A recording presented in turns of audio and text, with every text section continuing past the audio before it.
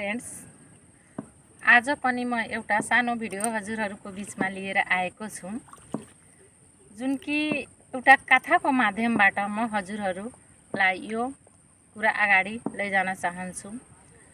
मान्नुस् कि हामीलाई एउटा एजेन्सीले अफर गर्यो कि एउटा एकदम आफ्नो जुन सपनाको गाडी हुन्छ नि, लग्जरियस जुन पनि होस्, BMW, अडी, फर्चुनर जो पनि होस्, त्यो गाडी तपाईँ लिनुस्, एकदम नयाँ न्यू लिनुस् र त्यो गाडीलाई तपाईँ चलाउनुस्।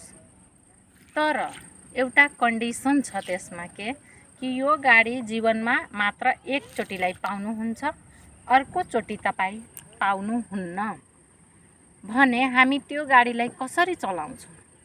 त्यो गाडीलाई हामी एकदम बचाएर सेफ्टी तरिकाले राम्रो सर्भिसिङ गरेर हामी एकदम राम्रो तरिकाले त्यो गाडीलाई चलाउँछौँ। किनभने लाइफमा मलाई त्यो गाडी एकचोटिको लागि मिलेको छ। तर हाम्रो जीवन पनि त त्यस्तै हो।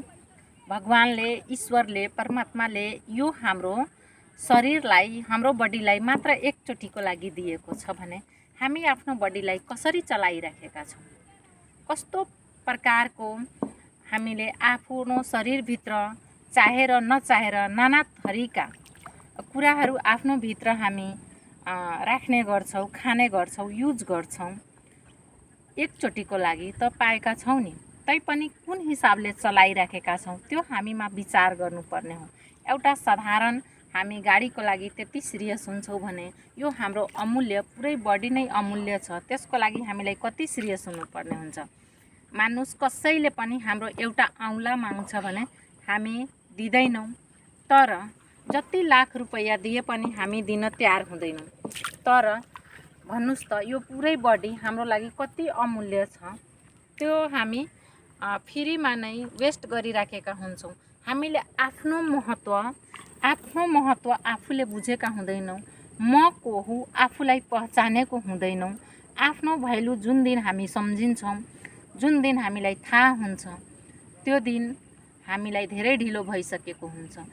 हामीले कुनै पनि मान्छेलाई गएर हेर्नुहोस्, जसको दुवै आँखा छैन, त्यसलाई हेर्नुहोस् त त्यो संसारलाई कस्तो प्रकारले हेरिराखेको हुन्छ। उहाँको मनमा कतिको पीडा हुन्छ। जुन मान्छे लङ्गडो छ उसको दिनचर्या हेर्नुहोस् त। जुन मान्छे बहिरो छ, कुनै कुरा सुन्न सक्दैन, त्यो मान्छेलाई हेर्नुहोस् त। तर हामीले सबै कुरा सकुशल यदि पाएर पनि आफ्नो जीवनमा केही गर्दैनौँ, केही हामी अरूको लागि भलाइ